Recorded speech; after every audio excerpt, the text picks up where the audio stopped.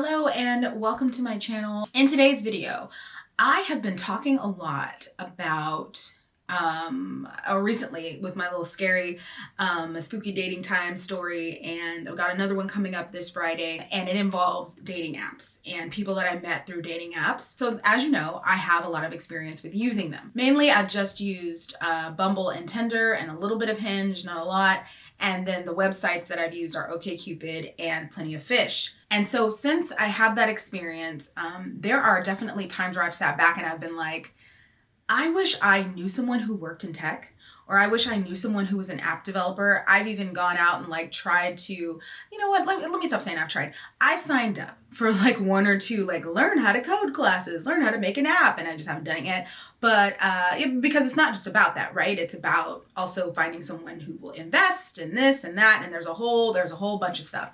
But many times with using dating apps, I've said, if I only knew someone or something and could get an idea out on the market.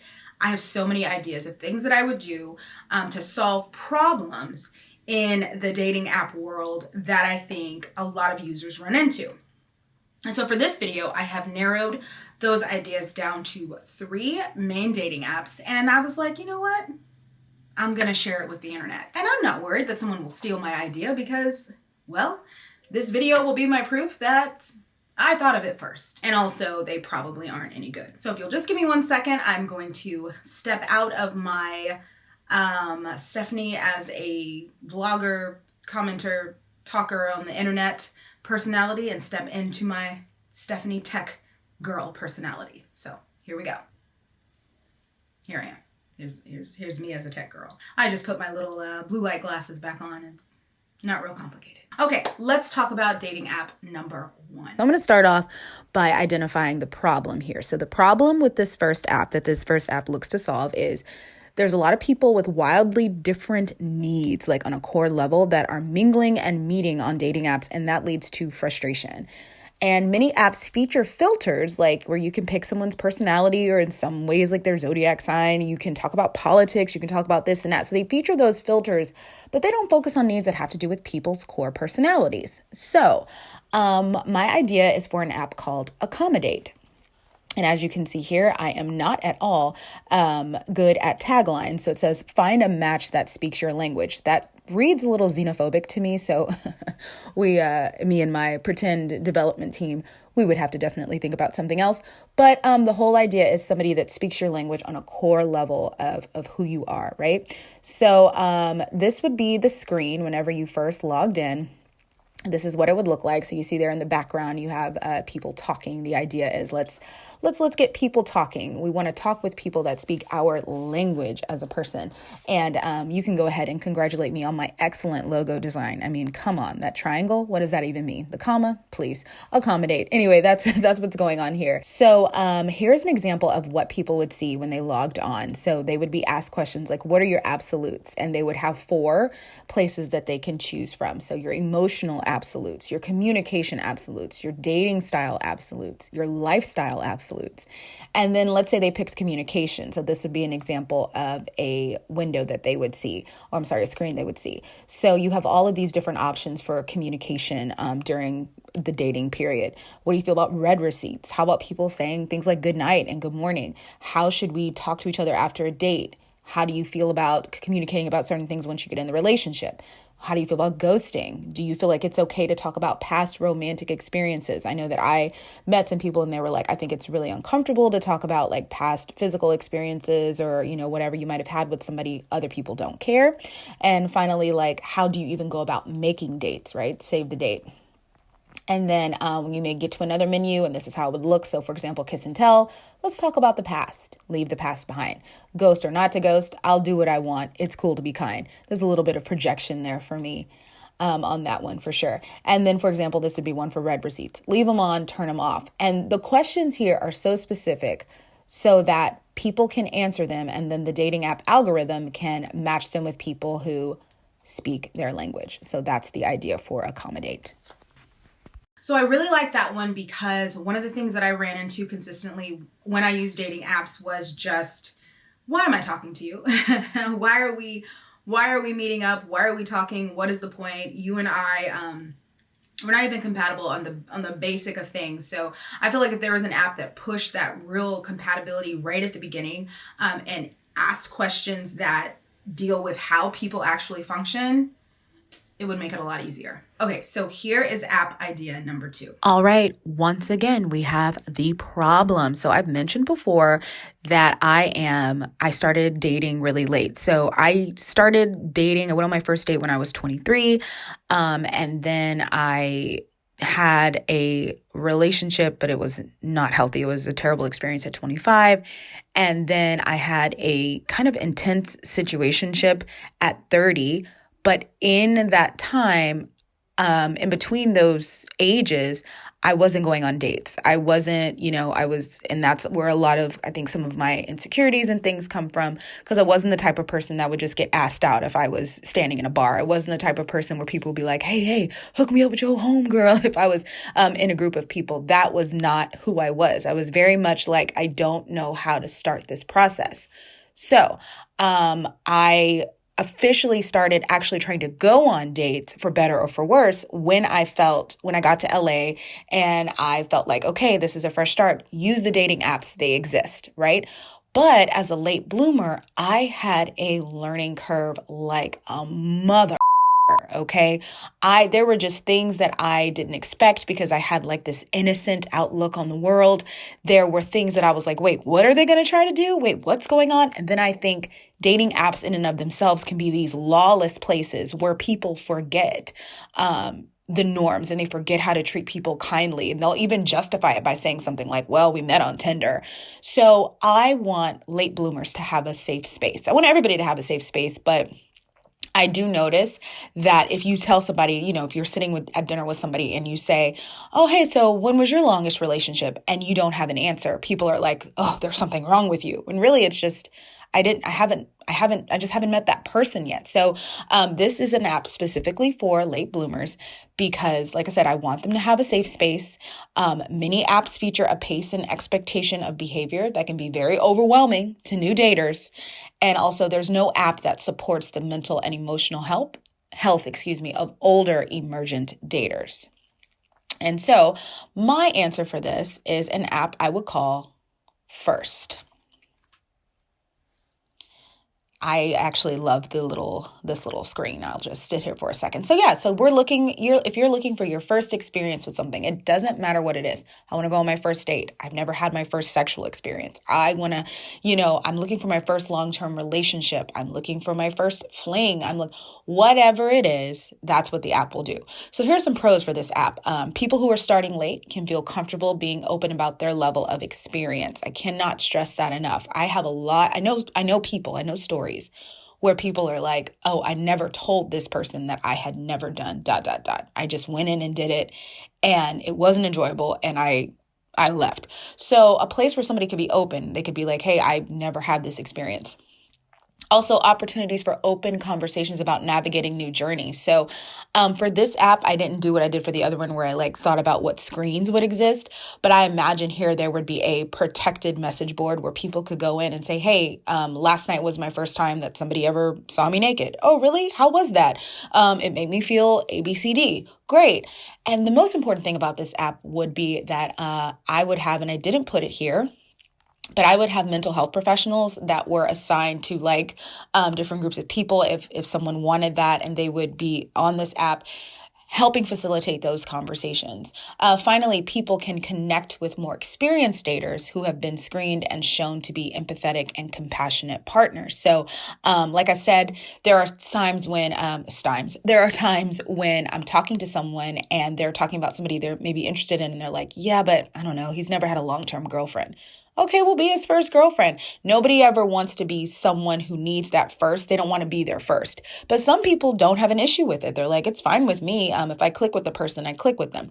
So on top of this app being for people who are looking for that first experience, I believe that it would also be great if you could vet and screen people who have had more experiences just to make sure, they're okay with being somebody's first. And they're going to be that they have the right kind of personality, so that those first experiences can be good.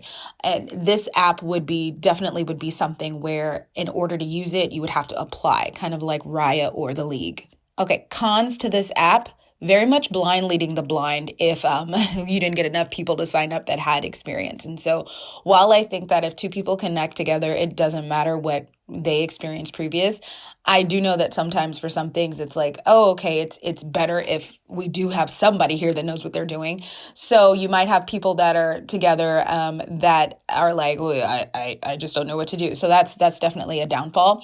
And then also security breaches leading to embarrassing admissions. So what if, I'm sure you've seen in the news like where a celebrity will use Raya and somebody that they were messaging tells or like spills the conversation. So we saw that happen to Ben Affleck. We saw it happen to the guy from Friends. I'm forgetting his name right now. Matthew. I'm forgetting his name. I'll put it up on the screen. But I really, really wouldn't want somebody's security to get breached and their admissions about their first experiences and their first time and what the date was like to be leaked everywhere. So definitely, I don't even know if this kind of app would be able to be secure enough to where people felt safe using it. But that would just be something that I would have to hope for if this was ever something that was actually developed. But yeah, I love this idea because I feel like there needs to be a safe space for people who are starting these experiences late. So I would call this first. All right, I have to be honest with you. As a person who was a certified late bloomer, and because of that, had like I was very nervous, very anxious about a lot of experiences. I think about it this way: I was very much so when it came to actually like going on dates and making dating a part of my like social life. I was very much like a kid trying to jump into a game of jump rope. What is it called? Double Dutch, right? Like trying to figure out, how do I get in? How do I get in? And so I love this app idea because it would be helping people get in there. Like, where did you fall off the horse? What step did you miss? We're going to help you get on the horse. We're going to help you get out there and get in the world and meet people, have those first interactions. So I love that idea. All right, idea number 3. And this is an idea that I definitely thought about as I aged a little bit. And well, here it is. So as some of you pointed out in my story about developing a crush on my customer service agent that I posted the other day, if you haven't seen it, it's on my channel. It's called, I Think I Fell in Love Last Week. Sir, thanks for the serotonin. As some of you pointed out, I talked about age a lot and how uncomfortable his age made me. I am in my late 30s. This guy was in his mid 20s. I think he was actually like 26. And that's just way too young for me. I gave a couple reasons why in the video. And basically I just said, when he's still developing, he's still figuring out who he is. And, some people pointed out, well, you can be mature in spirit. And I think that's so true, at any age. But when people are still in school, they're still working on their career, you definitely, I've seen some stories where somebody has tried to date someone who is trying to chase his career or still trying to become the man that he wants to be. And, when he becomes that person, he maybe might want a different partner. Also, I think I read somewhere that men's frontal lobes aren't even fully formed till they're like 28. So I don't know. I could be making that up. I probably am. But anyway, one of my big issues, though, with people that are younger than me is that if you remember from that story, if you did watch it, he was like, I want a girl and a boy. That's who I want kids. And I have seen stories, and whether it's in the news and popular culture, or it's things that I've seen in my real life where when a man knows that he wants a family, that's part of the reason why they'll sometimes leave an older woman and look for a younger woman. Because they have more of a likelihood of making that happen with her. And I definitely felt when I aged over 35 that some of my value as a woman was diminishing in certain men's eyes. And, I'm just speaking openly here. So if you don't agree, you don't agree. Because I was not a certified baby maker anymore. Now there might be an issue. And my friends who haven't been retired daters like me, they go out in the world and men will ask them, can you still even have babies? And I'm talking about people that are like from 36 to about 40 years old. Those are the most of the age of the girls that I hang out with. The women, sorry, we're women now. And men will be like, can you even still have babies? Is that something you can do? And there's so much pressure, especially if the man is older and he's never had kids. So one of my big worries about dating as an older woman is that those time sensitive things that you think you have forever to accomplish when you're 26, that you're still planning on, that you see in the future, for me, they might be in my rearview mirror. And if someone was to date me now, that would be something that they might have to say, oh, okay, it's not going to happen for us, because I am an older partner. Now, things can still happen, as I've talked about in other videos, but a lot of times or sometimes they can't. And so one of my big things about dating people who are younger is I don't want to get in the way of his dream. If his dream was to have a family, and I'm at the age now where I don't need to date you unless we really had a future together. You know, I've been single for long enough that I don't need to just do something to be doing something.